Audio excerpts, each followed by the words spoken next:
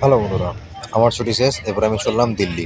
এখন আমি যাবো বাস স্ট্যান্ডে দাঁড়িয়ে আছি বাস ধরার জন্য। বাস ধরে আমি যাব আরামবাগ। এল আমার ব্যাগ আর আমি। কিন্তু বিগত 1 ঘন্টা ধরে ওয়েট করে, কারণ আমি বাসের দেখা পেলাম না, তাই একটা প্রাইভেট কার হায়ার করতে বাধ্য হলাম। এখন আমি প্রাইভেট কারে করে চলেছি আরামবাগ। তো বন্ধুরা, এই ভর দুপুরে ট্রাভেল করতে অনেক গরম লাগলো আজকে। আজকে গরমটা প্রচুর ছিল, আর আমারও খুব গরমে কষ্টই হচ্ছিল। বারবার জল খেতে হচ্ছিলো বন্ধুরা, আর তোমরা বারবার এই গরমে জল খেয়ে যেও।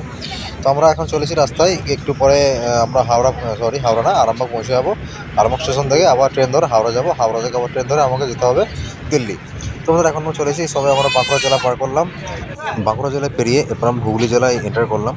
হুগলি জেলা আরামবাগ স্টেশনে আমি পৌঁছে গেছি এখনই। এরপর আরামবাগ থেকে 1:25 যে লোকালটা হয় হাওড়া যাওয়ার জন্য, সেটা ধরে আমি এখন যাব। তো এই গাড়িটায় আমি এসেছিলাম, গাড়িটা আমাকে পৌঁছিয়ে দাদা চলে গেল ব্যাগে আবার। তো এরপর আমি ট্রেনের টিকিট কেটে ট্রেনে বসে যাবো।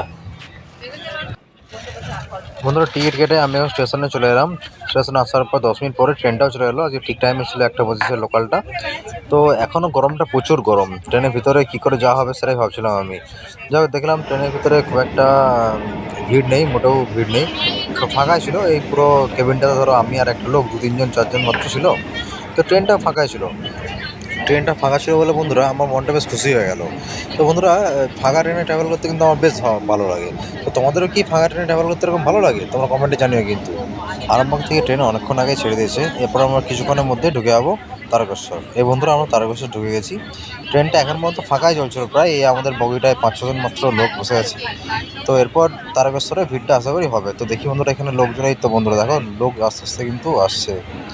ভিড় এরপরে এখানে একটু ভিড়টা হবে। তারকেশ্বর থেকে হাওড়া পৌঁছাতেও 1.5 ঘন্টা প্রায় লাগবে, এবং আমার খিদেটাও পেয়ে গেছে, তাই আমি টুকটাক ট্রেনে কিছু খেতে খেতে যাচ্ছিলাম। তো বন্ধুরা, এখন আমি পৌঁছে গেছি হাওড়াতে। এখানে একটু খেয়ে নিলাম, খাওয়া দাওয়া করে নিলাম। অনেকটা খিদে পেয়েছিল। এবার ট্রেন আমার আসতে প্রায় 1 ঘন্টা লেট, তো এখানে একটু ওয়েট করছিলাম। তো বন্ধুরা, কিছুক্ষণ ওয়েট করার পর আমার ট্রেন চলে এলো।